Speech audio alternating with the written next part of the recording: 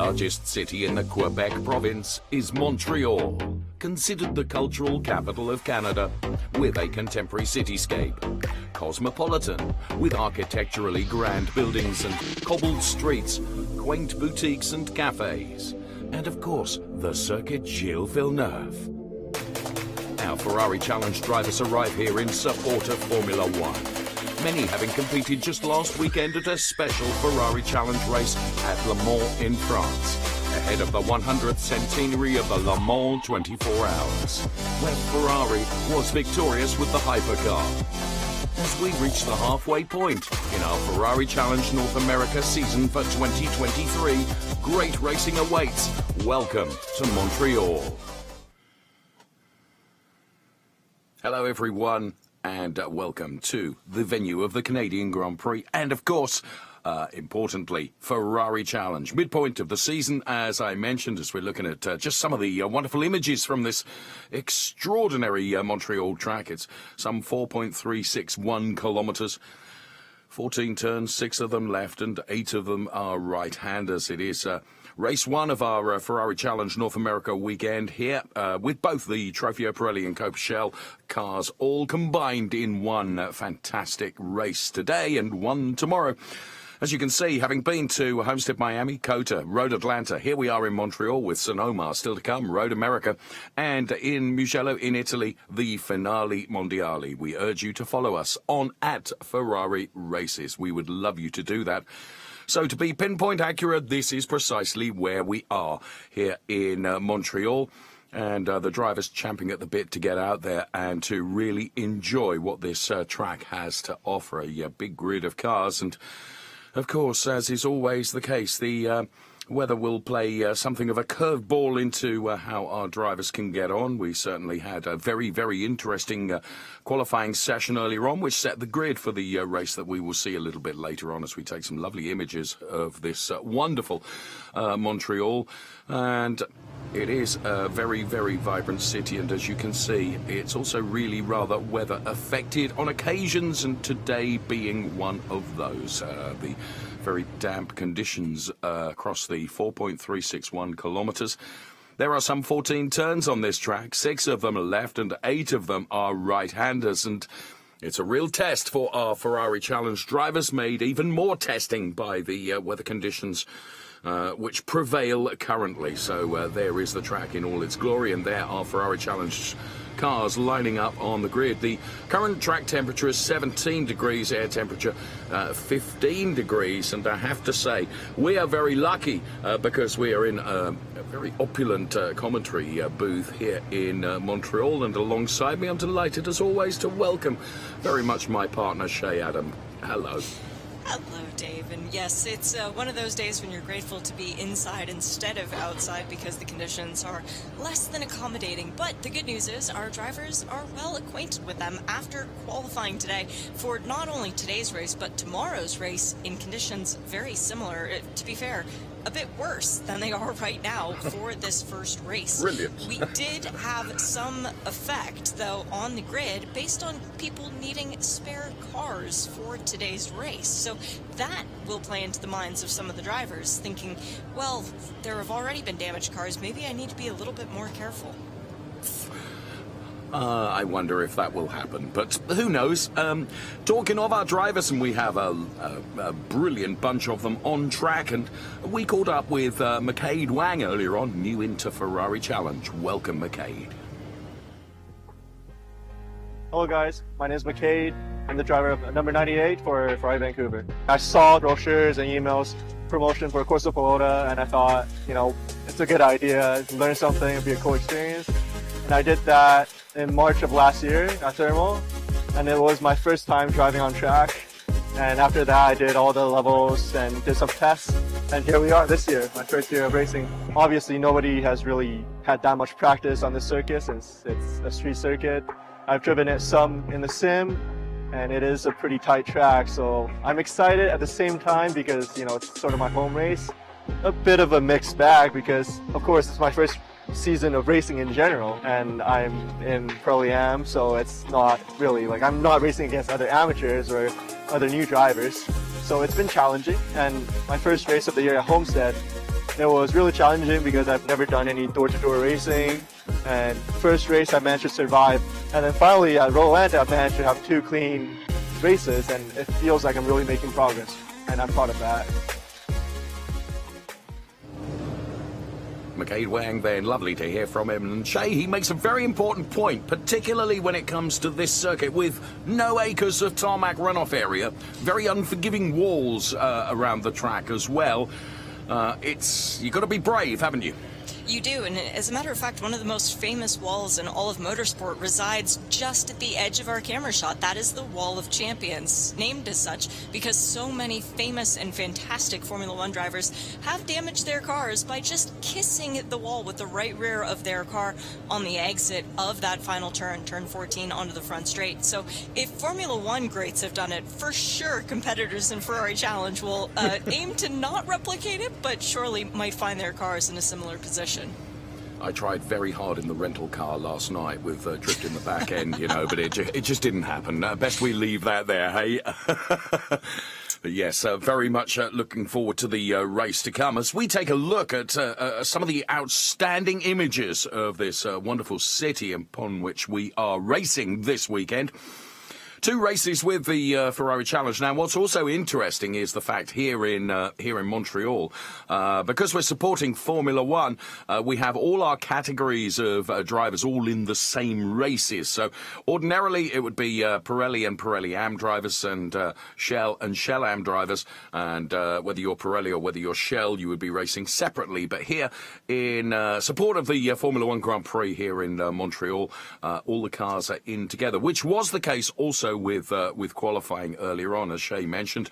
2 qualifying sessions today, one of which has set the grid for today's race and one of which has set the grid for tomorrow's race. Of course, we will bring you the grid in full, but there are, as Shay has mentioned, 1 or 2 changes because of drivers having to take to T cars, and that means that they automatically get a grid drop. Isn't that the case, Shay?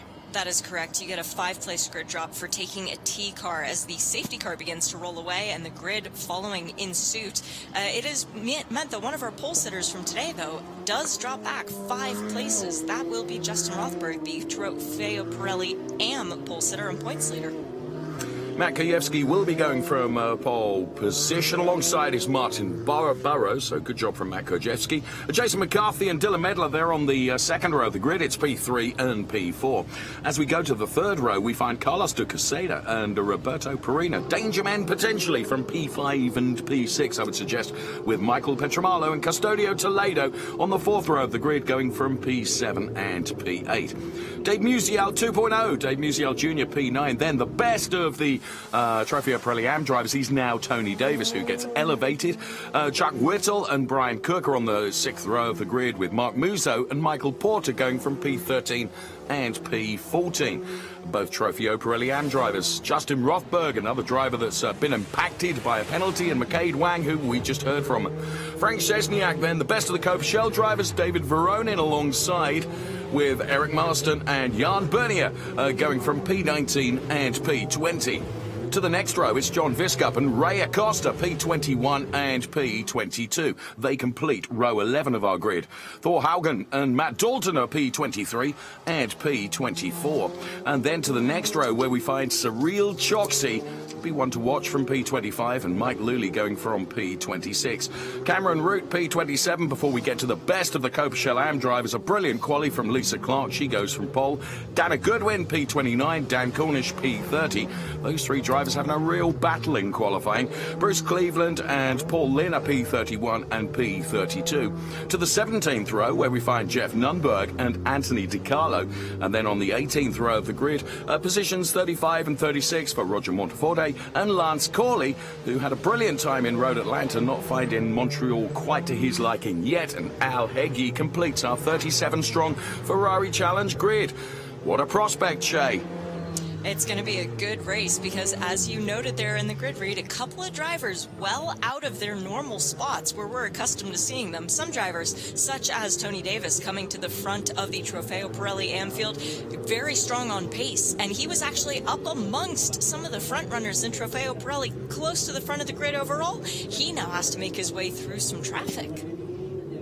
How much? How impacted will our drivers be when they are released from the formation lap in terms of visibility? Because there will be spray coming up from every car unless you are Matt Krzyzewski, who, of course, goes from pole position from the grid overall. The cars, of course, are lined up in terms of their categories.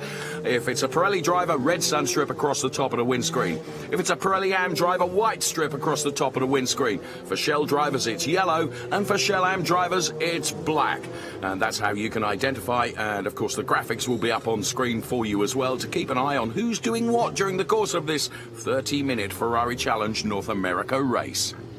And of course, it'll be a rolling start, as it always is for this series. So keep in mind, when the cars start to line up side by side, they're going to have to navigate those final 2 corners with somebody right next to their door. Indeed, it'll be Matt Krzyzewski and Martin Burrows that will actually control the pace of the start once the safety car has peeled off into the pit lane. So it is their responsibility.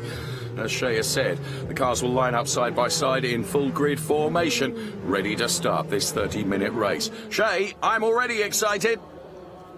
Let's see the green flag come out. It is Matt Krzyzewski who's keeping the field nicely controlled at a fairly stable pace, and we go green, and immediately a jumper further back in the field. Who was that coming well out of line? It was behind Jason McCarthy.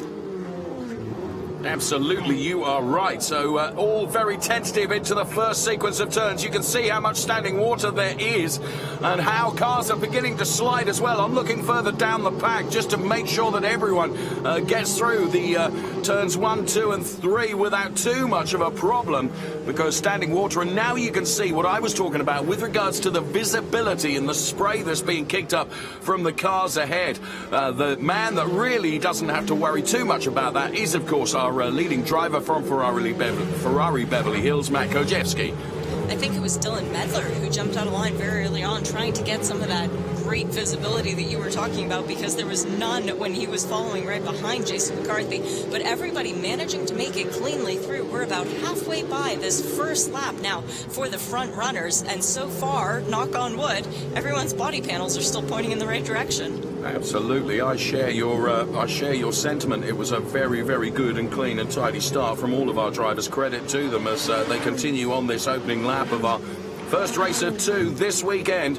We are live from Montreal then, with weather conditions less than perfect for racing, but the drivers seeming to be able to cope with it quite well. Diving to the inside here, just taking a look, but thinking better of it and having to dive out of that. And that was Tony Davis, who was going to come under pressure, wasn't he? I think that was Cyril Choksi who was making the look down the inside as, oh no, we've got a car on the wall. Is that Matt Krzyzewski?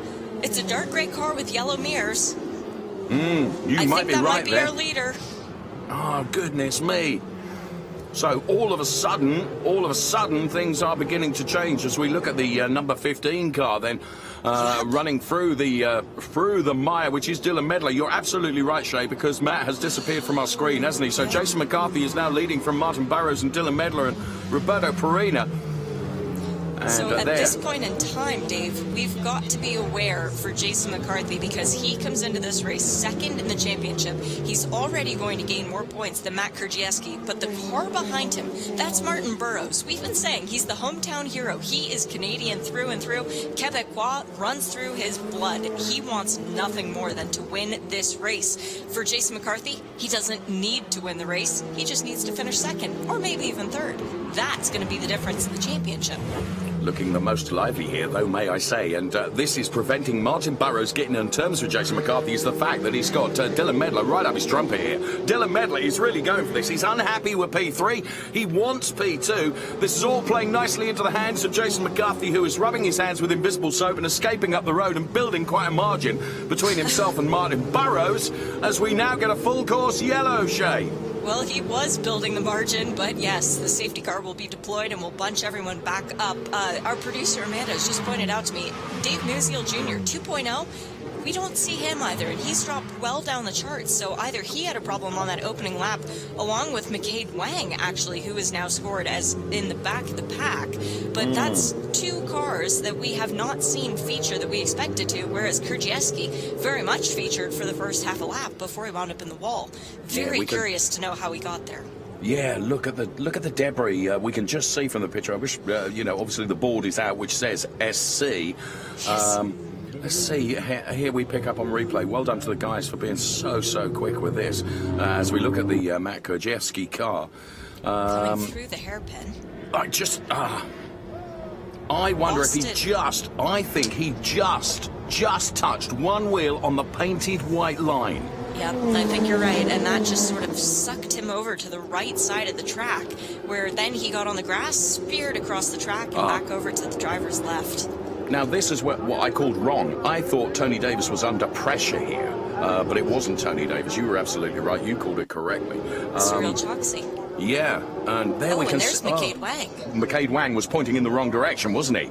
Yeah. He'd spun around as well. So, well, we're under the control of the safety car with this full course yellow then. So, as Shay alluded, the gap that Jason McCarthy was trying to build over Martin Burrows has all of a sudden been neutralised, hasn't it? It plays into the hands really rather nicely, potentially, of Martin, who might be able to see off the challenges from Dylan Medler when we go back to racing once again. Let's give you the order then, as we have it then. The leader in terms of Trofeo Pirelli is Jason McCarthy.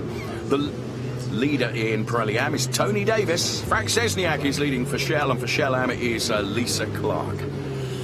So that's the way it looks. There's the safety car then taking the cars around then, and here is a replay of the start then. Of course, under these conditions, not starting side by side but single file, but nonetheless several drivers really having a go right at the start, which surprises me. And there you can see, Shay, almost three abreast into that turn.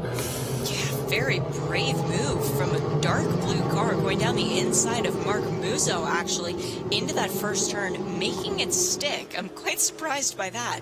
But bravery definitely on full display here, as we have 24 minutes remaining of this contest, the first race of the weekend. But keep in mind, these drivers have already been out for more than an hour today between the two qualifying sessions.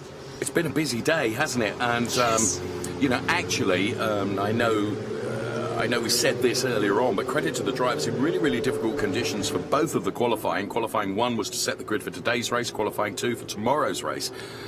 Rain affected in both those qualifying sessions, so I'm tempted to say, Shay, that the drivers are at one with the conditions. They know what to expect and what it's going to be like.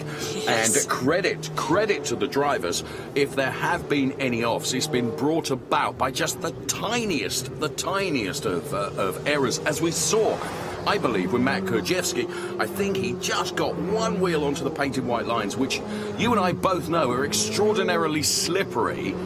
And that just spat the car around, and nothing he could do with that. Once you're on the grass, you are a complete passenger, and he speared right across the track. Yeah, and how funny these conditions, the difference from when we last raced, which was at Road Atlanta about a month ago, because there wasn't any rain in sight. But let's take a look back at that. The third round of Ferrari Challenge brings us here to Georgia at the Road Atlanta circuit. The circuit that first saw racing back in 1970. And as you can see, the cars are ready to go.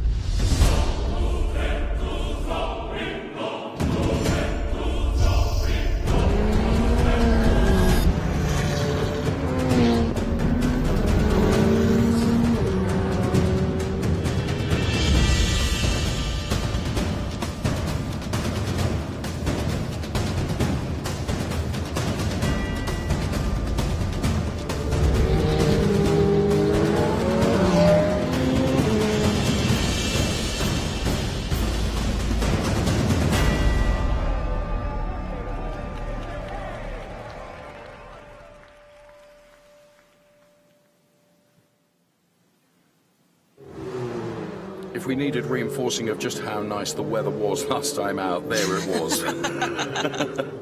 Right, there is Tony Davis, who is leading in Ferrari Challenge Pirelli Am for Continental Autosport. So Tony Davis, who has vaulted 2 categories this year, and, forgive me, as taking to this like the proverbial duck to, and I really shouldn't have said that, should I? But he has. These conditions actually really reinforcing how well Tony is doing in Trofeo Pirelli Am. Well done to him. And he, of course, was one of the drivers that was racing at Le Mans just last weekend as well. So he's had a busy old time of it, that's for sure. So let's pick up on the 122 car of Frank Szczesniak then for Ferrari of Austin. Has had a podium this year, but the win has eluded thus far. He's P1 for Copa-Shell at the moment, ahead of David Veronin and Cameron Root and Jan Bernier and Eric Marston. They are the top 5 in Copa-Shell currently. As we're running through all our categories because they're all racing together. Just look at Cameron Root, how many places he made up right at the start of the race. His progress was extraordinary. Taking advantage and really doing a very good job. And then leading in Copa-Shell Am is Lisa Clark for Ferrari Beverly Hills. Fine driver ahead of Rothberg and Cook and Whittle, Musso, Porter and Wang. And there you can see Rothberg, another big mover in terms of progress made. And then, of course, right at the bottom of that graphics, you can see on the left-hand side is McCade Wang, unfortunately, who we saw his car stricken on the track, did we not, Shay?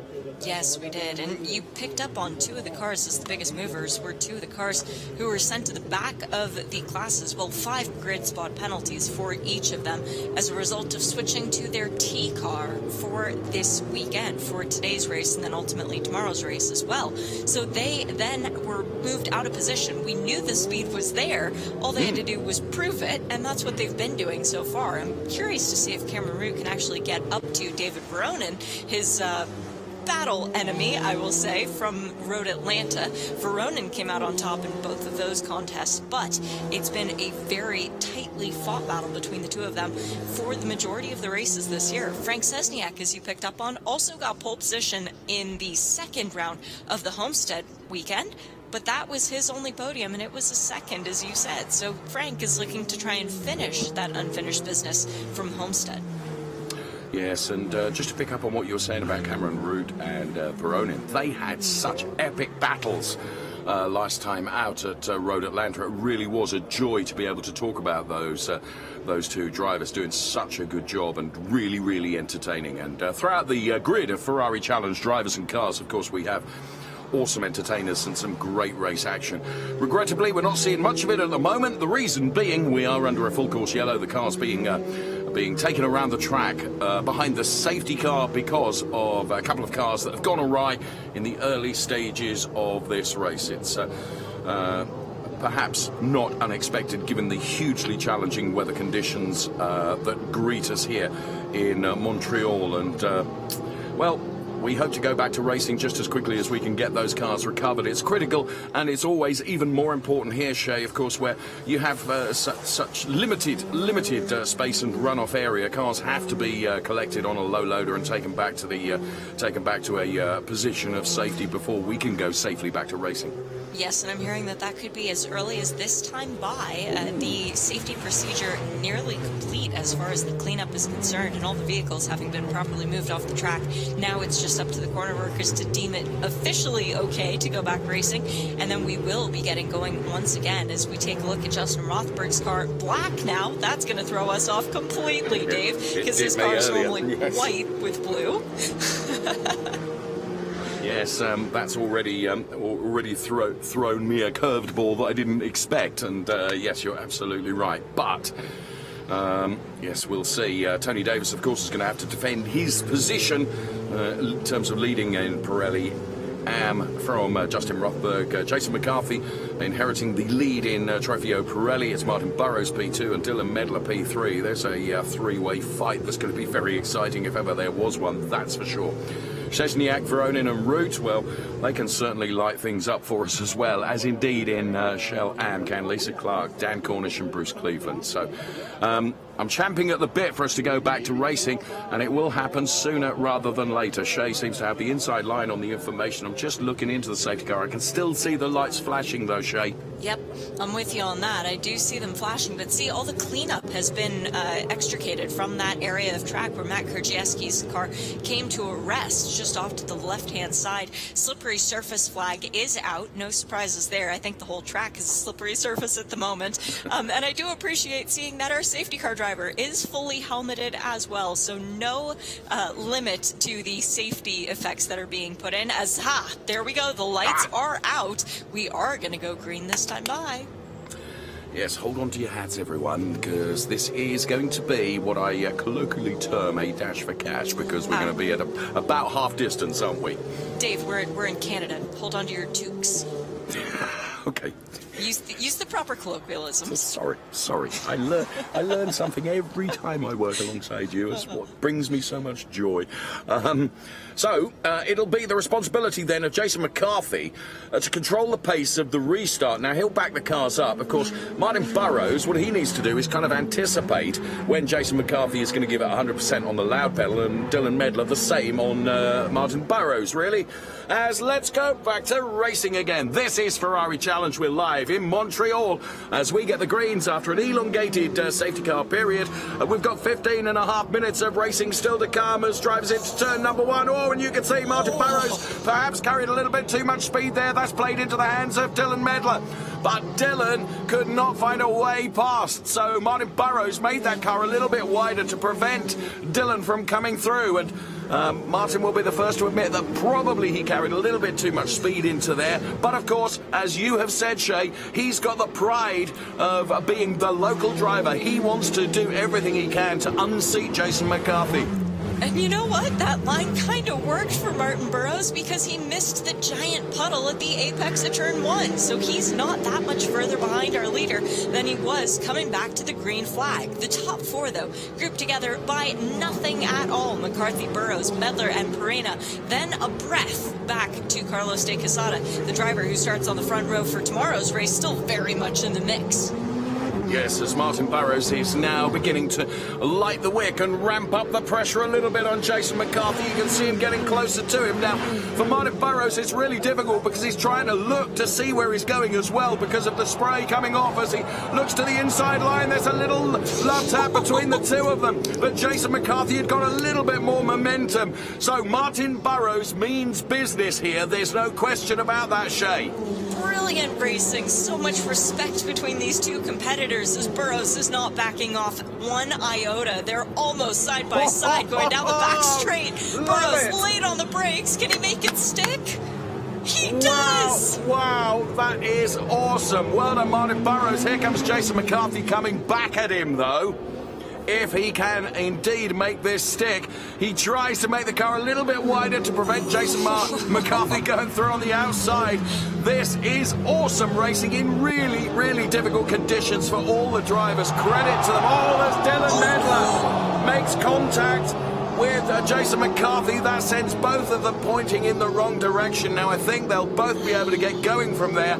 Martin Burrows has been the real beneficiary of that. You can see Jason McCarthy is having to wait and let all the cars go by. He's dropped position after position after position, and of course the same is true for Dylan Medler, Shay. Oh, how excruciating for McCarthy. He was a victim there as Dylan Medler just a little bit too much speed through the right-hander after turn one. And let's take another look at this because the brilliant pass, which started back at the hairpin, was where all of a sudden we saw a little bit of contact, a little bit of loosening him up from Burrows on McCarthy.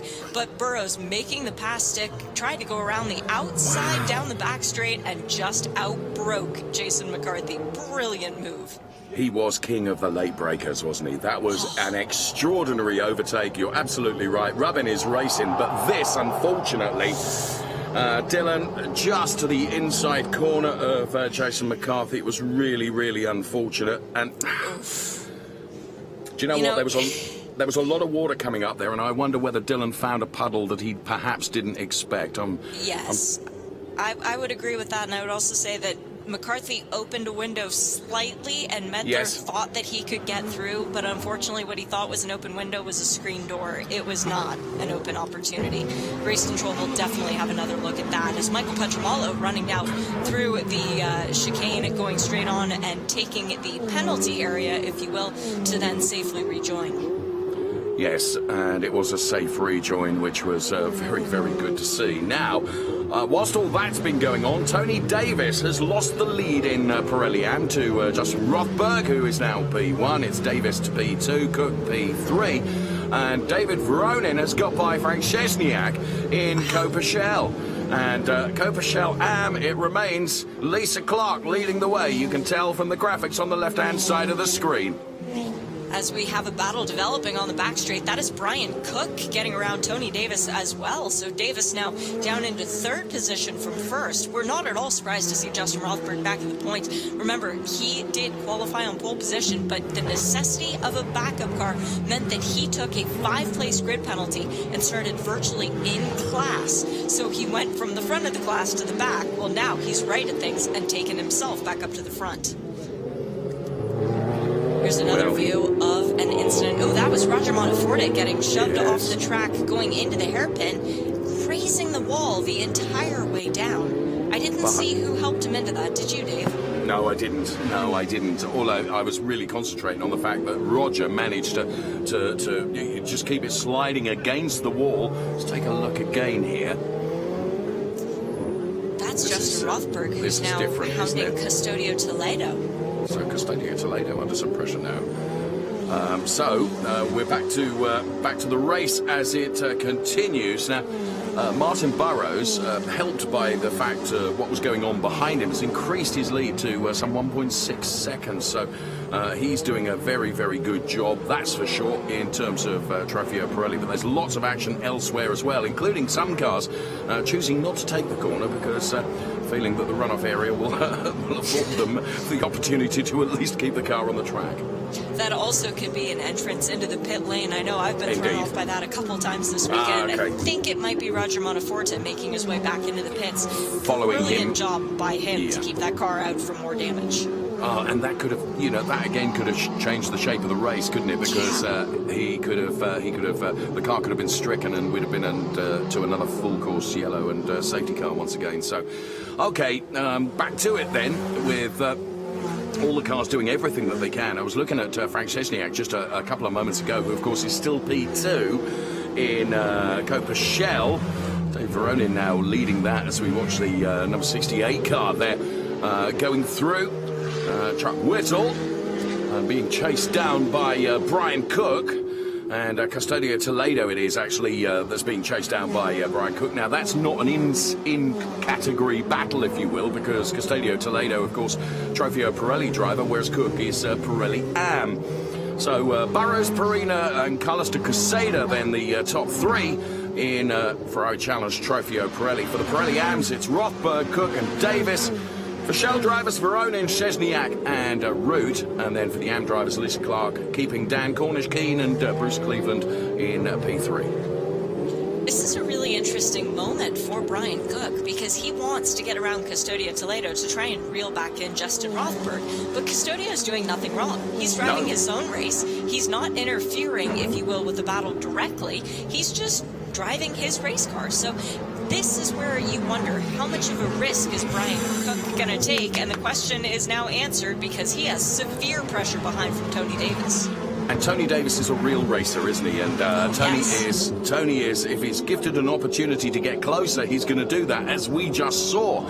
So Custodio Toledo, as you quite rightly say, doing absolutely nothing wrong, doing his own race. As he dives to the inside, though, does Cook, and he makes that stick. Tony Davis trying to do the same, but wasn't quite close enough to be able to do so. So now, of course, Cook has got the advantage of Custodio Toledo between himself and the hard-charging Tony Davis trying to come back at him. So here is Tony Davis just taking a look at the inside, and Custodio Toledo, well, as you say, he's running his own race and doing a good job here. But Tony is, well, he was brave across the painted curbs there, but he's got the momentum. Where is he going to try and put it on Custodio Toledo to get back on terms with Brian Cook, the Ferrari of Seattle driver? And here it is all over again. That's the beginning of the race, because that's no, that's recent. I'm sorry, that's Anthony DiCarlo, who's just been gone for a spin, as it was Roger Monteforte who made it into the pit lane. That spin for DiCarlo was assisted by Eric Marston. Right. Now, here we go back to Tony Davis then, who has got by Custodio Toledo. So this is the fight that's going on for P2 in Pirelli Am. And Tony now will throw everything at it to try and get back on terms with the driver of the number 3 car. That's Brian Cook, who's up to P2. Now, of course, Brian Cook trying to get on terms with Justin Rothberg, who is some way up the road, to be fair. And we only have 6.5 minutes of the race remaining. Martin Burrows would be happy to hear that, as his brake discs are well aglow. He takes a great line to avoid the puddles through 1 and 2, but Roberto Perena chasing him down, reeling him in a little, dare I say? Well, the gap is only 1 and 1.3, and there's the evolution of the gap between P1 and P2. And I think you're right. I think dare I say it, I haven't got the mind of a racing driver, but perhaps Martin Burrows has just been not taking it easy. You never take it easy as a racing driver, but without the immediate pressure that he was under, he was able just to be very, very secure in that P1 place. And with 5 3/4 minutes left, it's not beyond the realms of possibility that Perena could get onto him. Yeah, and to be honest, the driver that I would be most worried about having behind me would be Roberto Perena, because he missed one of the rounds at Road Atlanta, still 3rd in the championship, but clawing his way back in. Knowing that 1st and 2nd in points in the form of Matt Krajewski and Jason McCarthy are quite a bit further back, he's got the most to gain by winning the race today. Very fair point. Think of the long game as we watch Petromalo chasing down Carlos de Quesada here. They are running P4 and P3 now. Of course, for Petromalo, a podium would be a wonderful result here at Montreal. As we take a look, and this is Lisa Clark with that brilliant battle going on with Dan Cornish. And that's unfortunate. And actually, Dan to the inside of Lisa Clark. That didn't pay off. There was a gap there. It wasn't 488 Challenge Evo quite wide enough. And Lisa and Dan are really, really good buddies, and Dan was just really bold in having a go there, and Lisa is able to just continue, and Dan's effort to have a go, oh my goodness me, Dan's effort to have a go didn't pay off. Now, as you quite rightly said, Roberto Perena is really going to have a go here, and all of a sudden that gap, which was like 1.4 seconds, is down to just 0.2, Shay. Perena is going to really mount the pressure on Martin Burrows now. And this is where everybody in Quebec cheering for Martin Burrows starts to get a little bit nervous, because Roberto Perena is hungry, and clearly his car is working very well. The Ferrari of Seattle driver having a lot more grip than Burrows apparently, but Martin is not going to go down without a fight. This is going to be awesome. We've got just under 4 minutes of this race remaining. This is for the overall lead in the race, and it is for P1 and P2 in Trofeo Pirelli. Martin Burrows, then, who is leading, but Roberto Perena is really, really pushing him. There is no question about that. Now, Perena, who has had a win this year, but only one, he would dearly like to take one here in Montreal. Of course, for Martin Burrows, he has been winless thus far this season, and to take his first victory of the year on home soil, well, that's such motivation. And for the moment, Martin Burrows has got the measure of Roberto Perena, but I just have a feeling that Perena's going to come again, Shay. And it's not like Roberto Perena is a man without experience or deep Ferrari ties, but he is battling against Martin Burrows, 2nd in the Trofeo Pirelli Am Championship in 2021 with 4 wins and 8 podiums. He was also the champion of the 458 category a few years back. That was 2018. Martin, very experienced in this series. He knows what it's like to win, and so the fact that we are 3 race weekends deep into the championship with no podiums for Martin Burrows, that just doesn't sit right. I just saw Roberto Perena then. I just think the drivers are beginning to be a bit bolder, a bit braver across the curbs, and are beginning not to take liberties, but perhaps push just a little bit harder than they would have done right at the start of the race. And you can see that Martin is having to do that as well, though Martin is doing it from a defensive point of view rather, and they've got traffic up ahead of them now. this could really play into this battle for P1 at the moment. So back-marking cars then. Now, drivers will do everything they can to get out of the way. And indeed, brilliant driving there. And that allows both Martin Burrows and Roberto Perena then to go through, or does it? Well, it allowed Martin Burrows to get through fairly easily. It took Roberto Perena another bit further around the track. He had to actually wait until after the kink to try and have enough speed built up to get through, but it hasn't elongated this gap at all. They are still tethered together by nothing at all, so this is going to be a similar battle to where we were before we saw traffic, but unfortunately, Dave, I see cars ahead of us as well. Yes, traffic can really play a part. Now, Roberto Perena, of course, who's moved up some 4 places since the start of the race. He's been the beneficiary of a couple falling over, of course. And Martin Burrows, well, he knows he's got about a minute and a half of this race to continue on his way in P1. Justin Rothberg leading for Pirelli Am. It's Dave Veronin for Copichel, and for Copichel Am, it's Lisa Clark ahead of Bruce Cleveland. Paul Lynn up to P3, of course, following Dan Cornish having made contact with Lisa Clark. So that's the way they look in terms of all the categories. Of course, our focus is on this for the lead of the race as we start the final lap, Shane. White flag was waving proudly from the flagger stand, but Martin Burrows probably didn't see it because all he's seeing is red in the form of the cars ahead of him, trying to keep them aware that the leaders are coming through and just praying that those blue flags start waving furiously. Oh, and now you can see Martin is in strife with the back-marking car. Now navigating it perhaps a little bit easier was Roberto Perena, but Perena has got only the remainder of this lap, and he is a little bit down on Martin Burrows now. You can just sense the anticipation from Burrows of being able to take this here in front of a home crowd. He's going to do absolutely everything that he can, including passing those cars that are now back-marking effectively, because he knows the bigger gap that he can make between himself and Perena is what's going to win him this race. But he cannot afford to get involved in a huge elongated battle with a back-marking car, because that would just allow Perena to get back on him. But I'll tell you what, he's navigating this really well, Shay. He is, and a round of applause as well for Lance Colley staying out of the way of both of the leaders here as Perena just runs a tiny bit wide at the exit of the hairpin, but no harm, no foul. It does give a bit more advantage to our leader, but I don't think Martin Burrows can breathe easy just quite yet. The next car ahead of him is Jason McCarthy. Jason should not be a problem before the end of this one.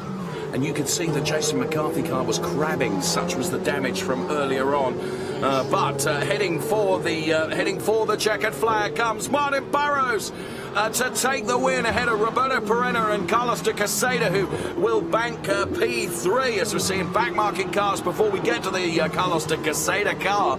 That's how much pace Burrows and Perena had ahead of everybody else. So de Quesada and Petromalo take the checkered flag. Then it's Rothberg, Cook, and I think it's going to be Tony Davis that does take and seal P3. He takes a podium. Next up, we think it's going to be Custodio Toledo that we will see. And when it comes to the Shell drivers, it should be David Veronin that is going to take victory. But this is our overall race winner and winner in Trofeo Pirelli. That is Martin Burrows over the last lap or two. Some brilliant driving as he navigated the traffic. The Shell drivers, it is Veronin who heads route, and Szczesniak takes P3. And here we can see that was Martin Burrows just trying to get by a back-marking car in replay. That was the car of Dana Goodwin, I believe. Yes. Now, Dana trying to get out of the way. Martin, of course, is champing at the bit to get by. And inevitably there was a little bit of contact between the two of them, but in the end it mattered not, because Martin Burrows was able to continue. Lisa Clark does indeed take victory in Shell Am ahead of Bruce Cleveland. And well done, Paul Lynn, P3. And Martin Burrows in front of his adoring Canadian fans here, put on some donuts for us. Brilliant stuff. Well done. And listen to the Canadian fans cheering for a hometown hero claiming victory for Ferrari at Circuit Gilles Villeneuve. What a fantastic day for everyone out there. They don't care that the rain is falling from the sky, because Martin Burrows is a winner in Montreal. And what was really nice that Shay and I saw during qualifying is the fact that in these atrocious weather conditions, Martin was actually saluting and saying well done to all the volunteer marshals that ensure that we can really, really enjoy this wonderful sport of motor racing. So a richly deserved victory for Martin Burrows, for Pirelli ahead of Roberto Perena and Carlos de Quesada. Justin Rothberg, Brian Cook, Tony Davis are the AM 1, 2, 3. For the Shell drivers, Verone en route and Szczesniak. And then for the Shell AM drivers, Clark, Cleveland. And great to see Paul Lynn taking a podium place here at Montreal, as well as the cars make their way into the pit lane now. I have to say, in really, really difficult conditions, credit to our Ferrari Challenge drivers. There was plenty of drama and things happening that we didn't expect to see happening, and but nonetheless, it was a great race to talk about. It really was, and lots of mirrors turned up in the wrong direction, so you know that every single trophy that will be awarded today was very well earned. But it is Martin Burrows who wins the race today ahead of Roberto Perena and Carlos de Quesada for the Trofeo Pirelli class. In AM, Justin Rothberg, victor once again. That's 2 races in a row, with Brian Cook getting back to the podium and then Tony Davis. The one that is so intriguing is in the Copa Shell, though, because David Veronen once again takes victory, but Cameron Root making his way to the podium. He's getting to be very familiar with that. And in the Shell AM class, Lisa Clark, points leader, extends her lead over Bruce Cleveland, who gets his 2nd consecutive race weekend with the podium. And Paul Lynn, in only his 5th race in Ferrari Challenge, comes away with the trophy. So that is some great progress we've seen from our competitors. Roberto Perena smiling from ear to ear, having fought that battle. Big thumbs up. That's what we love to see. Being congratulated by Matt Dusenberry, the manager of Ferrari Challenge, and just at the back of the picture is Louis Colmash, head of Ferrari Challenge here in North America, who of course offered his congratulations as well. So wonderful to see. Now, I just have a feeling this chap is going to be very happy indeed. He's being a bit frustrated by the window net at the moment, but I think. That isn't releasing quite the way he wants it to. Nope. Wants to And now jump his out of the crew's car. over there to celebrate with him. Yes. Whoever did that knot up is going to get told off, I would think, because he wants Yes. to get out and celebrate, doesn't he? And rightly so. What is more special than standing on this podium and hearing "Oh Canada" blasting over the loudspeakers and knowing that it's for you? You're absolutely right. He will be thrilled with that. He will be absolutely thrilled, and you can see there's almost a mix of relief as well as anything else, isn't there? Because the race is over and the car is in one bit, which isn't a given in these conditions. So well done to all the drivers, doing a brilliant job. Really, really impressed with them. There's a great deal of camaraderie, of course, within our Ferrari Challenge paddock. You can see to the very left of your picture there, Tony Davis. The drivers are all being ushered as quickly as possible up towards the podium area as Martin Burrows at last gets the crash helmet and the hands device off, and now poses for photographs with people who are very, very happy with what he has delivered out there on track, Shay. How wonderful is that to see? And yes, the Justin Rothberg, the moment of relief was also a bit of, oh, well, you're starting last because you're in the backup car, and now all of a sudden you're standing on the top step. Well, let's take a look at how the points battle has changed from today's race. Matt Krajewski scoring 0 along with Jason McCarthy means that all of a sudden we've got a real battle on our hands. Roberto Perena up into third, staying in third, but now 19 points off the lead. That is doable. So we have 12 cars in the Trofeo Pirelli category. Let's take a look at Trofeo Pirelli AM, shall we, Dave? Yes, you're absolutely right to pick that up there, and well done to Martin Burrows once again. Very, very happy indeed. P1, sir, and a deserved P1 for the Ferrari Quebec driver, and credit to you for the donuts, friend. I love it.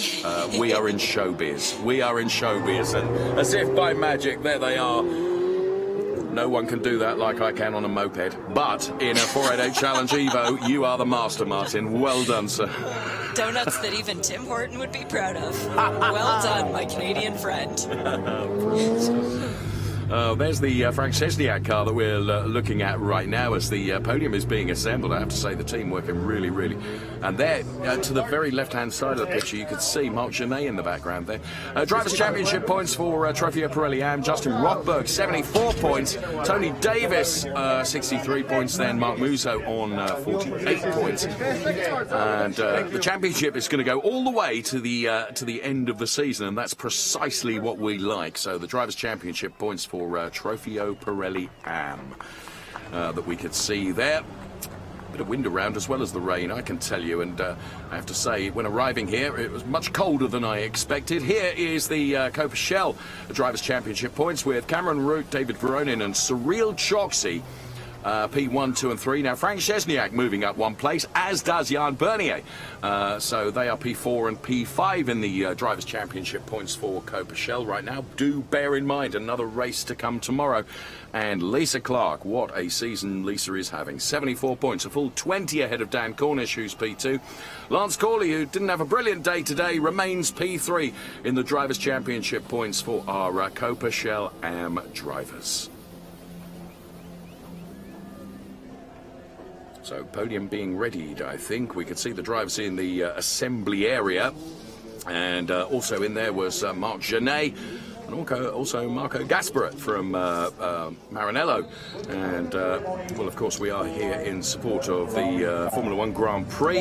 And there are all those 488 Challenge Evo cars then having delivered during the course of this race. So drivers getting ready for the podium then, Shay, and I for one think Martin Burrows is going to be very, very elated to be on step one. Oh, there will be nothing better for the man than to be on the top step and then to hear O Canada start playing over the loudspeakers. Doesn't matter if there are singers, because I can guarantee you the crowd will chime in, as probably Martin as well, to help fill the space. We're doing Copa Shell Am to kick things off, and first out is Paul Lynn. Brilliant for Paul. So pleased to see him get a podium. Well done, Paul.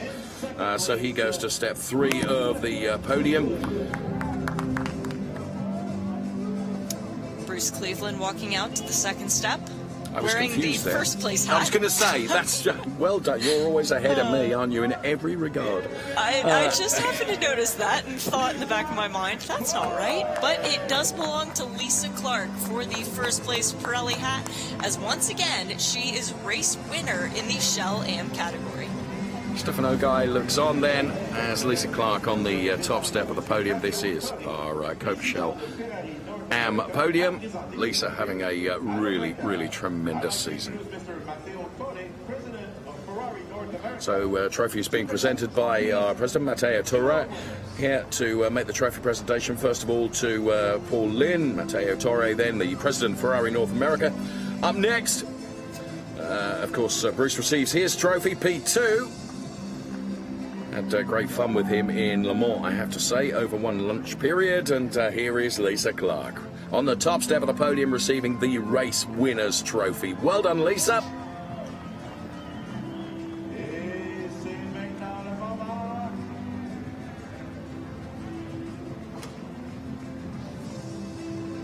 Oh, and of course, it's double bubble for Lisa because she wins the Ladies' Cup as well. So a further trophy is given to... It's one heck of a mantelpiece she has, you know, for all the trophies that she has. Yes, quite. And spraying the champagne. Yeah, great stuff. Well done. Paul doing a good job one-handed there. Well done, sir. Great celebrations to enjoy for our Copa Shell Am drivers. Lisa Clark on the top step of the podium being congratulated by Bruce, and also Paul taking P2 and P3. So the man with the mop will appear and clear up the debris, and then we'll be on with our next podium, which one can assume will be for Copa Shell, Shay. It should be, yes. And David Veronin closing the points gap significantly on Cameron Root. It's going to be interesting to see how the rest of this season plays out. It's going to run right to the end, isn't it? It's brilliant stuff. Frank Szczesniak, then. This is another podium finish for Cameron Root. Sorry, Dave, just to mention, he's only not been on the podium once this year. Well, you can see there is Cameron Root. Right behind him is David Veronin. Now, Cameron Root is a big fella, and but David Veronin is about 7 foot tall. And Frank Szczesniak, Cameron Root, and here comes David Veronin then. And there he is, his name barked out loud and proud. Great camaraderie, as I was saying, between all of our drivers. Of course, when they're in the cars, they are uber competitive, but when it comes to being out of the cars, then really good camaraderie. David Veronin P1, Cameron Root P2, Frank Szczesniak P3.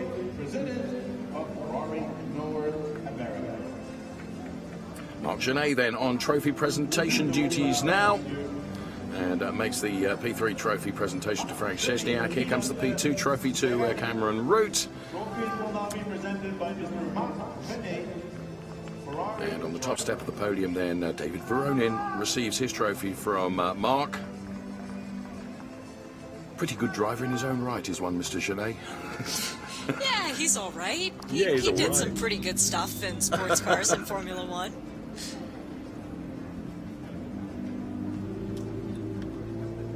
Now, I'm expecting also potentially to see Mike Luley, who would take the gentleman's trophy, I would think. But here comes the champagne. I'll tell you what, Frank Szczesniak was the quickest with that.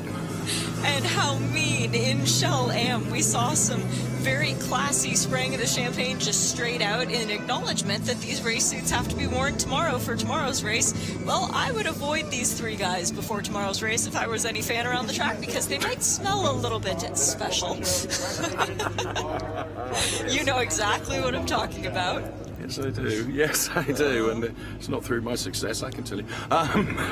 There is David Veronin then making his way away from the Ferrari Challenge podium here at Montreal. So, Shell Am and Shell podium done and dusted. Up next, then, we can look forward to, as Mike Luley does get his trophy as a top gentleman driver. Well done. His trophy presented by Marc Genet.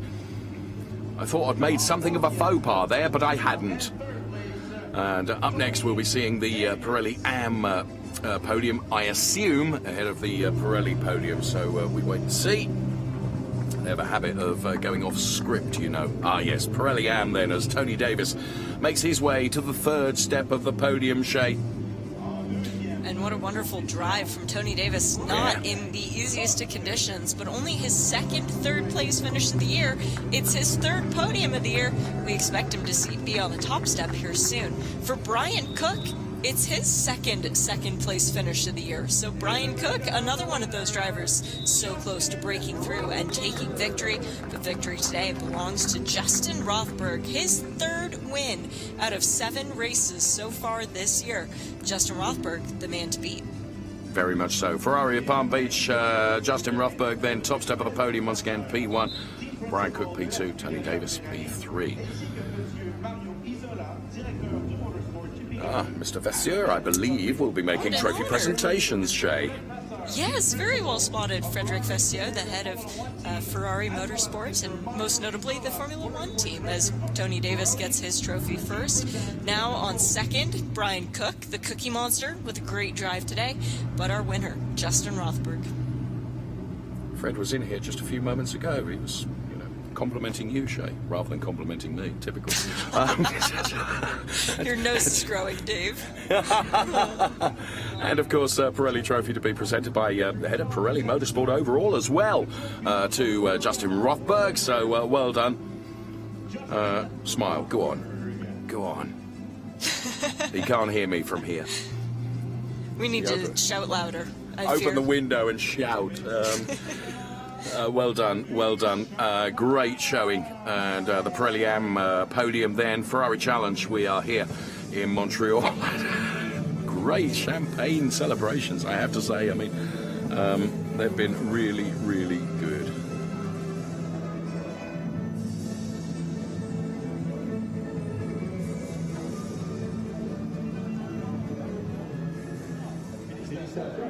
There's a smile. See, Cookie's got us covered. Yeah. So the podium will be ready then for what I think is going to be very loud and proud when it comes to the Trofeo Pirelli podium today. So we've had the Pirelli Am. Now a turn for the Pirelli podium. And those drivers will be seeing Carlos de Quesada, Roberto Perena and Martin Burrows, of course.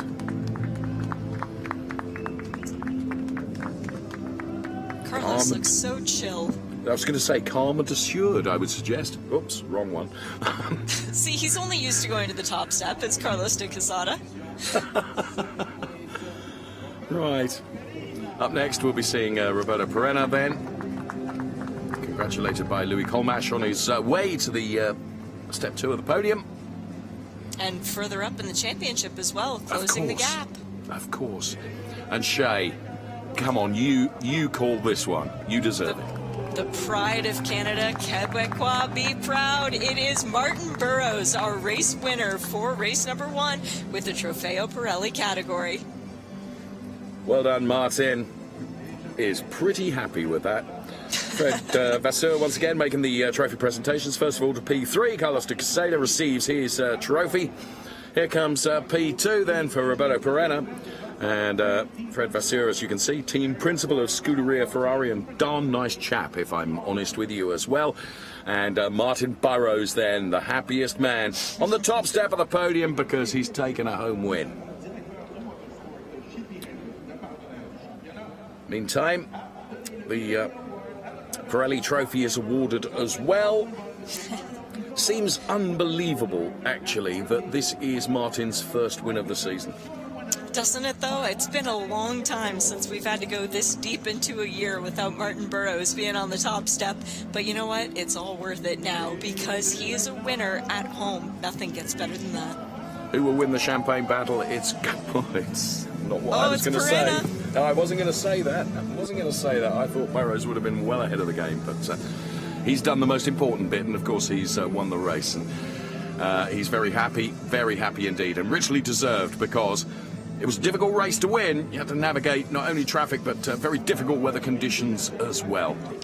And they've got to do it all again tomorrow for race number 2 of the weekend. Just 30 more minutes of track time for these runners and riders to determine 12 more trophies, but more importantly, 4 more winners. From Shay and from myself, thank you so much for watching what has been a very, very good Ferrari Challenge race. Please join us for another one tomorrow. Goodbye for now.